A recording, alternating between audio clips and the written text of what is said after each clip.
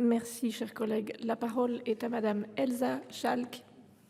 Merci Madame la Présidente, Madame la Ministre. Au sein de cet hémicycle, nous rappelons souvent l'importance du principe de libre administration des collectivités et la nécessité d'accompagner les élus locaux dans l'exercice de leur mandat pour faire face à des responsabilités toujours plus nombreuses, toujours plus complexes, toujours plus exigeantes.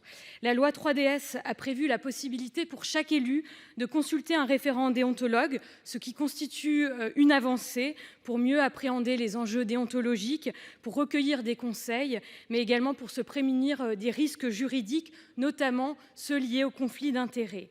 Mais la mise en application de ce dispositif est particulièrement complexe, notamment en raison d'un décret d'application qui a imposé cette désignation, ainsi que la date à laquelle les collectivités devaient se mettre en conformité.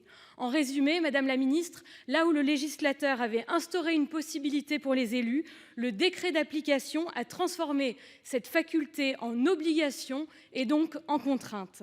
Madame la Ministre, comment expliquer qu'un décret d'application vienne durcir la loi et donc s'écarte de l'esprit voulu par le législateur ? Nous avons là un nouvel exemple en la matière d'une évolution que je crois dangereuse et que je tiens ici, dans le cadre de la mission de contrôle, à souligner et à dénoncer. Je crois que nous gardons tous en tête d'ailleurs les récents décrets d'application concernant le ZAN qui sont venus contredire la loi et dont l'un vient d'ailleurs d'être en partie censuré par le Conseil d'État. Et je crois que cette situation n'est vraiment plus possible. Et je regrette que sur un sujet aussi important que la déontologie, vous faites le choix d'imposer un dispositif aux communes en faisant fi de leur taille, de leurs particularités et des difficultés qui sont inhérentes à la mise en place de ces référents, notamment la question du coût. Et on sait à quel point la question du coût de financement pour les collectivités est important et risque de poser problème. Donc, Madame la Ministre, comment comptez-vous clarifier ce dispositif ? Je vous remercie. Merci, cher collègue.